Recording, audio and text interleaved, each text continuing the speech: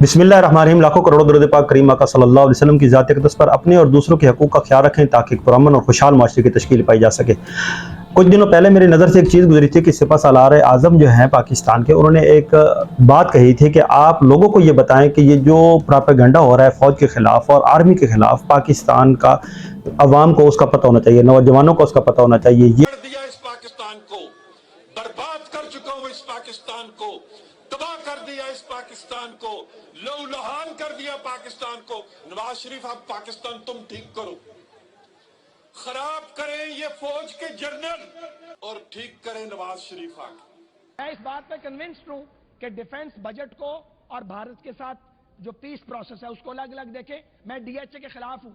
मैं समझता हूं कि फौज को प्लॉट नहीं बांटने चाहिए, जर्नलों को प्रॉपर्टी डीलर नहीं होना चाहिए। 65 में फेक जो है विक्ट्री डिक्लेयर की, वो पूछा आपने। इन्होंने सियाचिन हारा, आपने पूछा उनसे।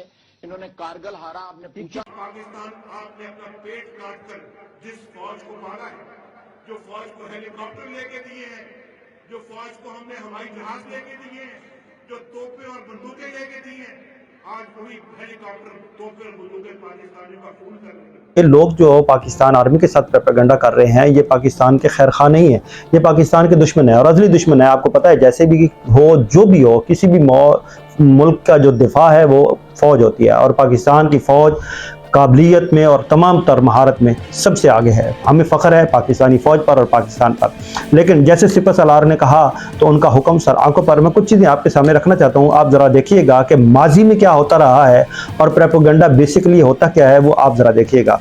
मियां नवाज शरीफ साहब ने कहा था पाकिस्तानी फ़ौज दहशतगर्दी को सपोर्ट करती है, ये फ़ौज मुंबई हमलों में मुलव्वस है। आपको पता है हमारा मशरकी बॉर्डर जो है उसके साथ हमारा तनाज़ा आज से नहीं, शुरू दिन से है। जब से हमारी आज़ादी हुई है तब से लेकर आज दिन तक मशरकी बॉर्डर वालों ने हमें नहीं माना कि हम आज़ाद रियासत हैं।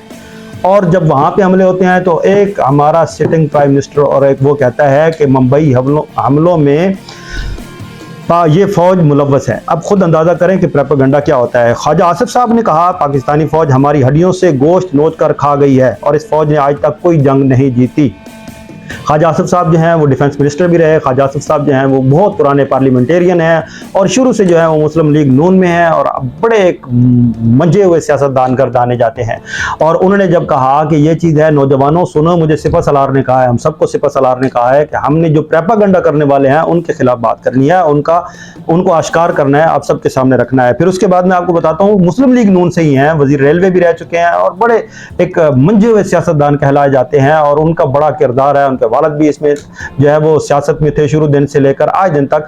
साद रफीक साहब कहते हैं कि पाकिस्तानी फौज के जर्नल प्रॉपर्टी डीलर हैं, वो डीएचए के भी खिलाफ हैं, ये सारी चीज़ों के खिलाफ हैं। वो कहते हैं कि इनको प्रॉपर्टी डीलर नहीं होना चाहिए, ये सिर्फ और सिर्फ मुल्क का दिफा करें। मैं आपको बता रहा हूँ कि जो प्रोपेगेंडा पाक फौज के खिलाफ हो रहा है और जो सिपह-सालार ने कहा है कि नौजवानों को ये पता होना चाहिए, वो मैं आपसे शेयर कर रहा हूँ। मरियम नवाज साहबा ने नारे लगवाए हैं कि ये जो वर्दी है इसके पीछे दहशतगर्दी है। अब ये जो नारा लगवाया गया, ये एक जगह नहीं कई जगह पे लगवाया गया और ये सारे जो सीक्वेंस से चीज़ें चली आ रही हैं, मैंने चाहा कि मैं सिपह-सालार का जो हुक्म है सर आंखों पे रखते हुए आप सब नौजवानों के सामने रखूं। आप देखिए कि क्या है और प्रोपेगेंडा क्या होता है। फिर आसिफ अली जरदारी साहब ने कहा हम इन जर्नलों की ईंट से ईंट बजा देंगे। आसिफ अली जरदारी साहब जो हैं पिछले 30 साल से सिंध में हुकूमत कर रहे हैं और 2-3 दफ़ा वफाक में भी हुकूमत कर चुके हैं।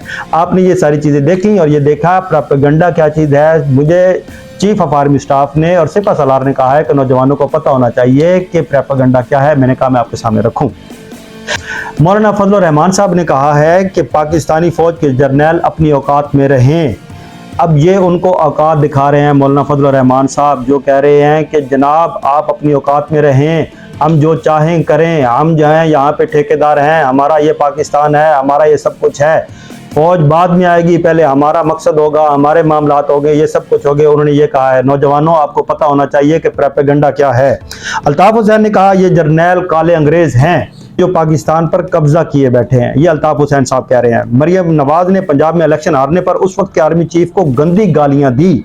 नवाज शरीफ ने जनरल बाजवा और जनरल फैज हमीद पर गद्दारी और बगावत के इल्जामात लगाए। नौजवानों प्रोपेगेंडा क्या है ये जरा देखिए। पाकिस्तान में सिर्फ एक लीडर है जो इस वक्त अडयाला जेल में है, अटक जेल में रहा, उसके ऊपर गद्दारी का मुकदमा है, उसके ऊपर जनाब बहुत सारे मामलात हैं।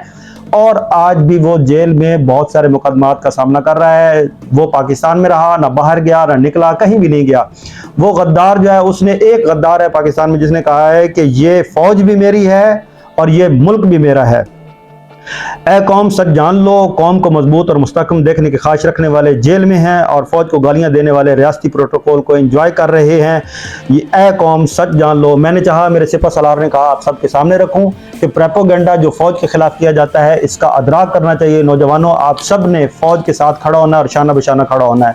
कोई भी जो फौज के खिलाफ बात करता है, हमने उसको मुंह तोड़ जवाब देना है। अपना और इस चैनल का जरूर ख्याल रखें। मुझे दे इजाजत। अस्सलाम वालेकुम।